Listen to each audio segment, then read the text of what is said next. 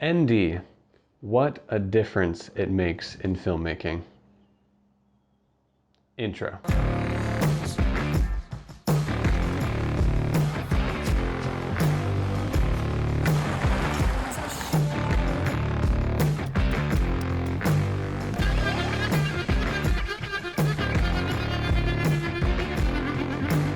So I don't know why, but I found ND filters a little bit later down the road in my filmmaking career.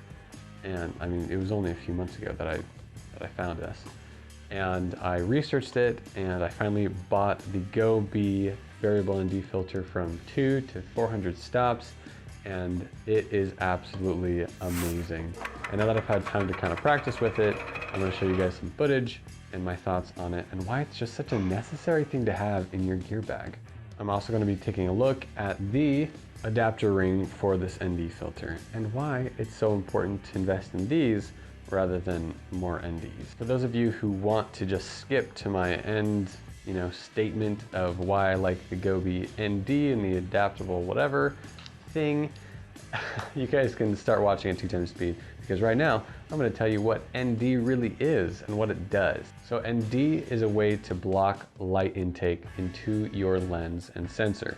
I don't know exactly how that works on a scientific level, but that's the basic function of it. Now, having this extra tool to be able to adjust the light intake is very useful because, okay, well, let's get an example.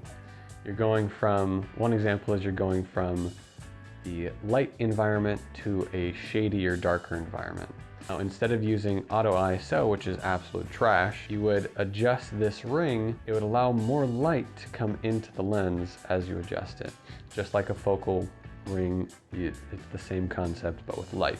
It also means that you can find the sweet spot for every single place that you're at. So, for example, if you're out in I would never do a midday shoot, but a very bright sunset shoot, and the sun's just glaring. Instead of having to pump your f-stop all the way up and have everything in focus and therefore decreasing the amount of light intake, you'd be able to get that really nice bokeh. You'd have to adjust the light intake and keep your f-stop at a lower f-stop that's a lot prettier. For example, 2.8 or 1.7 or 3 point whatever.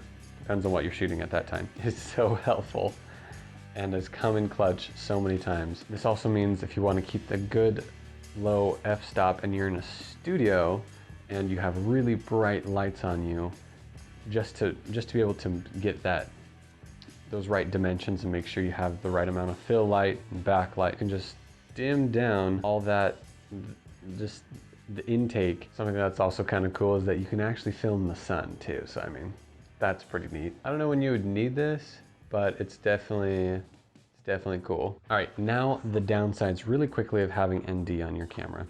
So when you have a 4 to 200 stop, sometimes you don't need that 4 stops of ND at all. Just kind of frustrating to have to unscrew it, take it off, and then put it in your pocket or put it in the case and then put it away, and then have to get it back out when you're in a sunny place, whoosh, put it back on. That is something that I'm willing to do to get better shots. It's just a wonderful trade-off. I don't really care about that downside. Now let's talk about the lens adapters. These things only cost like $10 to $15, and they're just little metal adapters that go from, a 64 millimeter lens mount thing all the way down to really small. For example, I have a 67 millimeter filter on this camera right now, and it's a micro four thirds lens.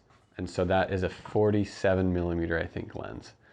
I did this purposefully because, one, you're able to get a lot of adapters to put on any of your lenses, so you only have to use one filter, which saves you in the long run, so you don't have to keep buying a bunch of filters. Also, with this GoBe filter, if you crank up that stop all the way up to like 350 or 400 stops, you're gonna get, if you're using a let me clarify.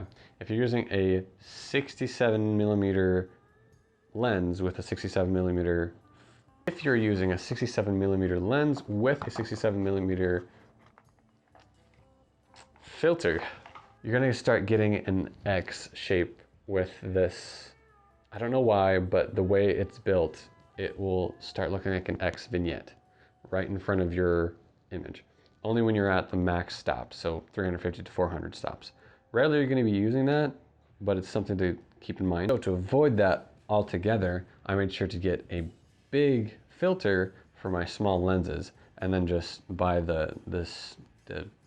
these rings to adjust it and make it fit on each lens. Another little information tip real quick is that when you're looking to buy a filter online, just be sure to look right in the middle of the lens right here, right on the outside of the lens. Can you see that right there?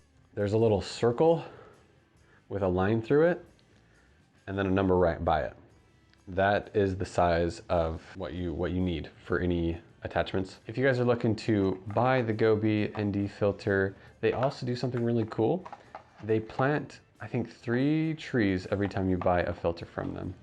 So it's kind of like an extra incentive. And if you guys want to do that and help out, you know, the world and yourself and your business and me, I've linked an affiliate link down below so that you guys can purchase them. Also, I have all my gear linked down below. So if you're interested in something that I have, just go look down below and use my links because that's at no extra cost to you and helps me out with my channel. Last little note here is you guys are awesome. I've noticed that you guys are continuing to buy these t-shirts.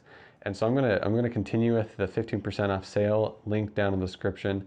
Have at it, guys. Get your minimalist t-shirts there, and you guys are the best. So I thank you. Thank you from the bottom of my heart. This really helps to support the channel and support this creativity and this journey and this community. So you guys are awesome.